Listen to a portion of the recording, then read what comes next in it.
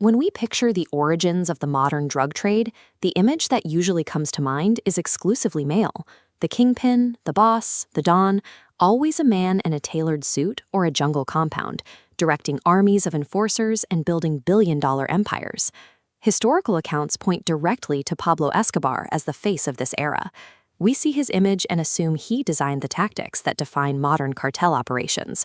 But the timeline shows a different story.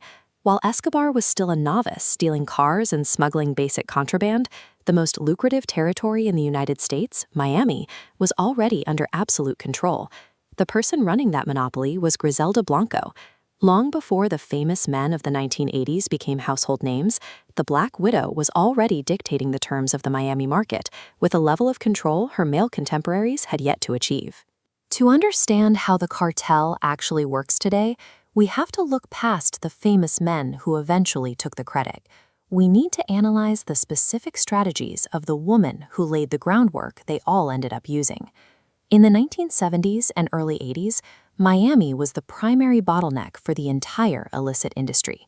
Whoever controlled the ports and airstrips here controlled the flow of product into the rest of the country. This diagram shows how the underworld was structured at the time. It was a closed-loop network. Power, smuggling routes, and supply chains were gated by established, male-only hierarchies that operated much like a traditional corporate monopoly. Because of her gender, Blanco was structurally locked out of this ecosystem.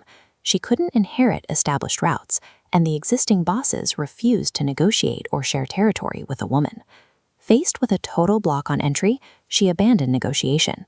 Instead, she bypassed the existing structure entirely, focusing her resources on immediate, hostile market disruption. Being excluded from the established networks meant she didn't have to play by their rules. That initial disadvantage is exactly what drove her to engineer a completely new, vastly more aggressive operational playbook to force her way into the market.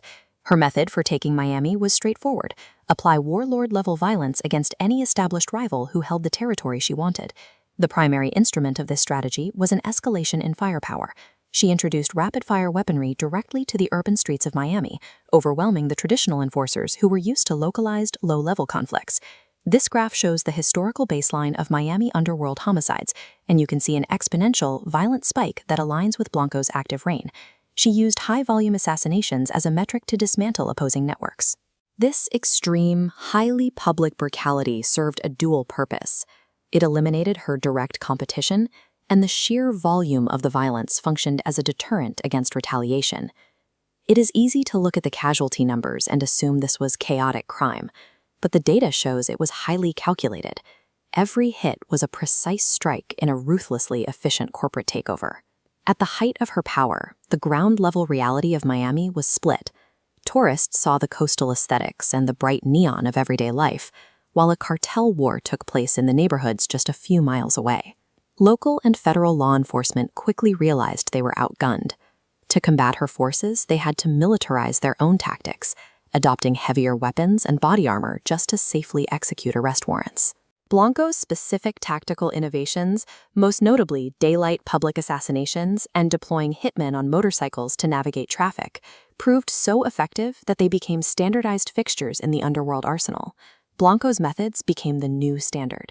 She established a level of violence that continues to define cartel operations today. Years later, Pablo Escobar and the globally recognized male kingpins of the 1980s would rise to power, dominating international headlines. The public gave those men credit for inventing a ruthless model of smuggling. In reality, they were adopting an operational system that Blanco had already tested and refined. When we look at the timeline and the tactics, it challenges our metric for infamy.